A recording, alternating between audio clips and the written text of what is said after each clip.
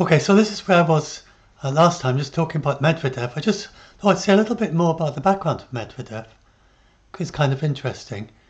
He started off being really quite liberal, and the West were interested in this. They saw him as being someone who would possibly lead Russia towards democracy or something like that. And he was originally strongly anti-corruption himself. He got elected on a drive to stop corruption. But then, when he was elected, he found that although he was prime minister, that he had almost nothing he could do. He couldn't achieve what he wanted to set out to do. And there's a Russian joke about this, and they say that he gets into his brand new car, and he looks and he says, Dmitry, Vladimir, to Putin, where's the steering wheel in my new car? And Vladimir Putin takes out a remote control. He says, don't worry about that, I'll do all the steering for you. And so that's what happened to Medvedev. He was the elected prime president, but he found that he couldn't do anything. And then Putin basically took over, and then Putin then transferred all the powers to himself as president, and then became president himself.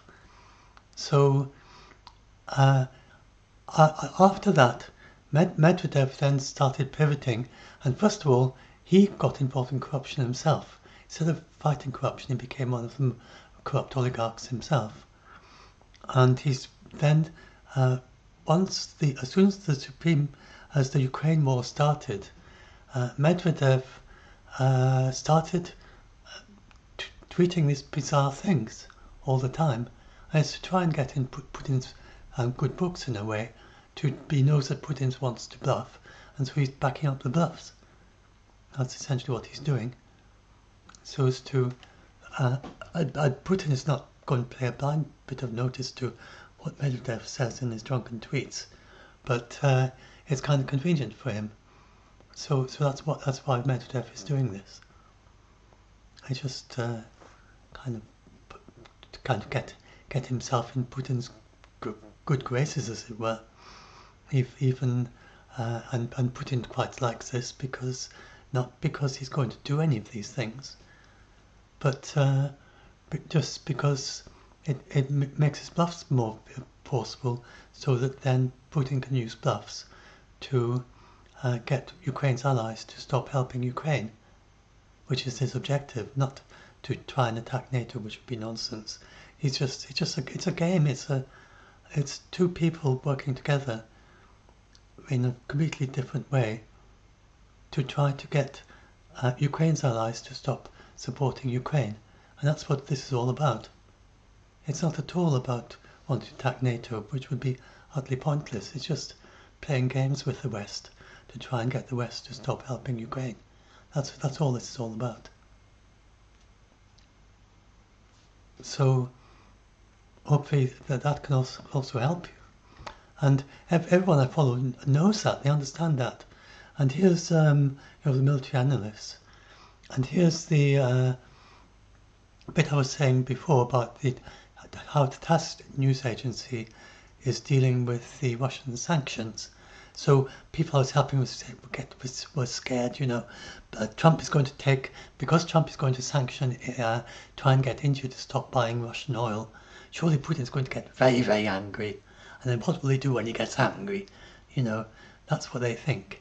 That's how they think. But Putin is not like that at all. He's just very, very, very reserved, very risk averse. He's not going to do anything that's going to cause the slightest risk to his regime. And he uses bluffs only to try to achieve things in the war. He uses them to try to stop its allies from helping Ukraine. That's his only objective here. He hasn't got any objective to try and attack NATO. His only objective is to stop Ukraine's allies from supporting Ukraine. And then when his bluffs don't work, then he just ignores, doesn't do anything. It's not a promise to do anything, and he never does do anything.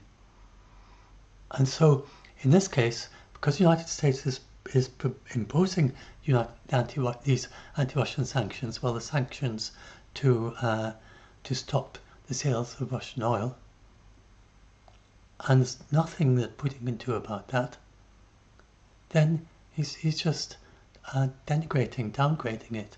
That's what he does. If he can't stop it, then he just uses propaganda to tell the world and tell his own people that this is not going to have any effect, even though it will have a huge effect if it goes ahead.